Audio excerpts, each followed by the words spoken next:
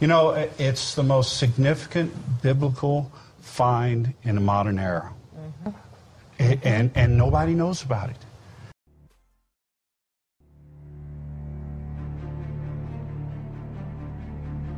There's a mystery being revealed today. Yet forces stand against its discovery.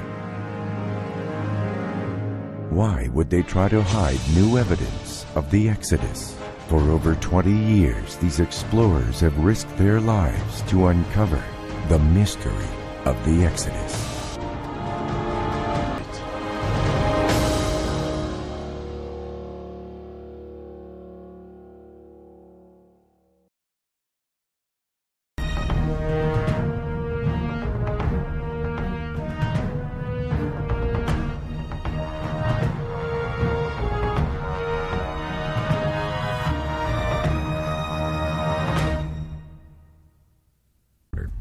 They would have gone 3 days' journey into the wilderness and encountered the bitter springs of Marah. We went 33 kilometers inland driving. 33 kilometers is about a 3-day hike and journey through the desert. We came to these bitter springs. We went down and touched it to our tongue, and it was so repulsive. For 4 hours later, you could still taste it. It was horrible. The Bible talks about it, the bitter springs of Marah. Marah means bitter in Hebrew. And the Bible says, and they went on, and they eventually came to the 70 palms and 12 springs of Elim. We roll up to this group of palm trees and 12 springs of water bubbling up out of the ground. Traveling further north in the direction of the mountain, the pair come upon an awesome sight. My gosh, you look over there and there's caves that look like Egyptian caves to me, blocked off with this high barbed wire fence.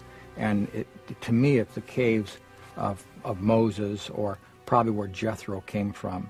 It's very interesting to note that this city is known in history as the city of Madian, presently known as Al-Bad. But if you look at history, Flavius Josephus and other historians talk about the highest mountain near the city of Madian as being the real Mount Sinai. Well, this would place Jabal al-Lawz as the #1 candidate, according to the ancient historians from 2,000 years ago, from 250 BC, as being the real Mount Sinai. The bitter springs of Marah, the 70 palms of Elim, the 12 springs of Elim, they were like breadcrumbs leading you to a location. It was that simple. I guess one of the most intriguing things is, in an area that is close to the split rock, there are footprints that have been carved all over the rocks. When you pair that up with the scripture in Deuteronomy where Moses says to the children of Israel, you're now about to go in and possess the land, and wherever you place the soles of your feet, God will give you the land. Now that's a very interesting thing, because if you are a wandering people, how would you mark out places that you had been? If the title deed to your land is wherever you place the soles of your feet, isn't it interesting that there are so many little feet? It's very compelling. It's a full 10 years after Bob and Larry's adventure that both teams get together to share their stories.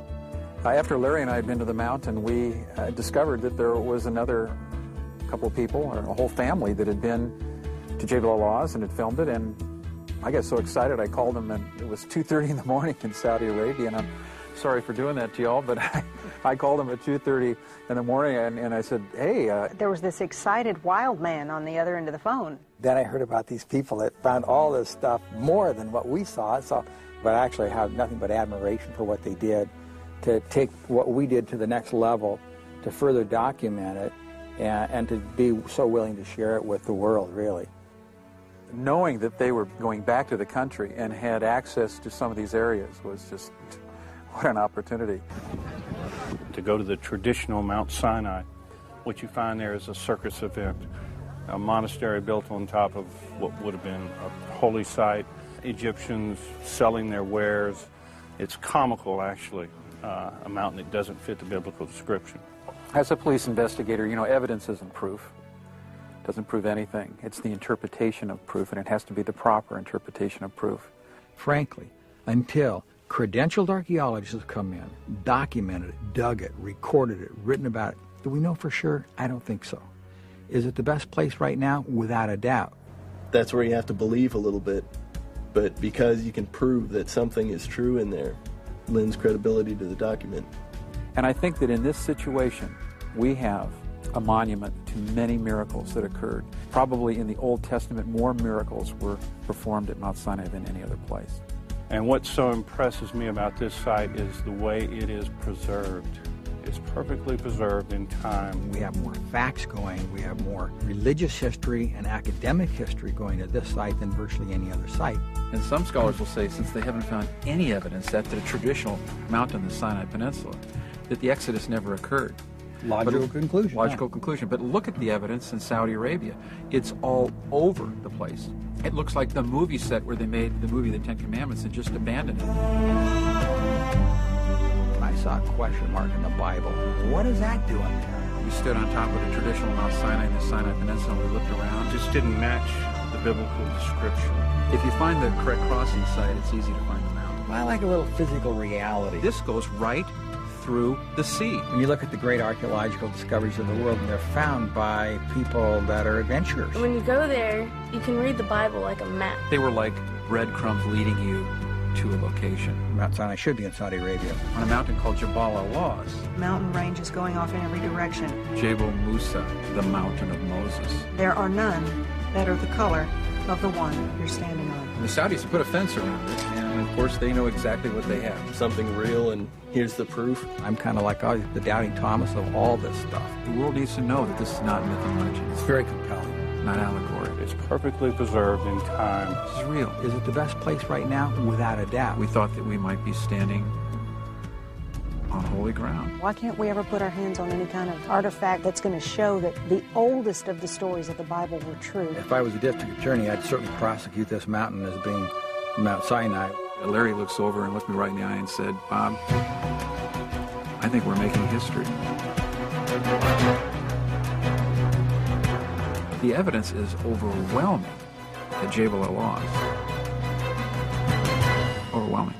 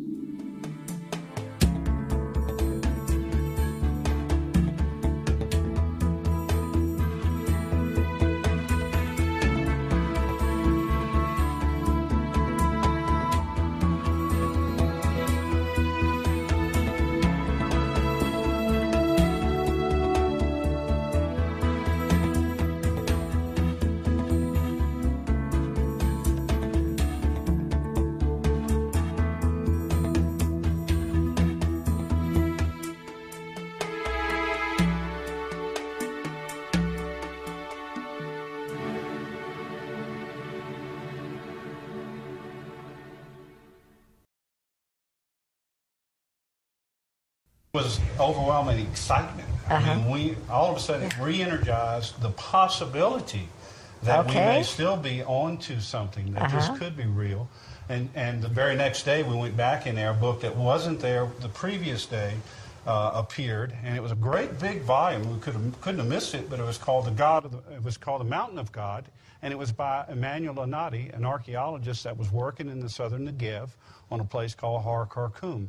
And in the very first few sections of the book, he points out that the traditional location is in question, big question mark there, and that one of the possibilities was in Arabia, called Jebel al-Lawz. That was a clue.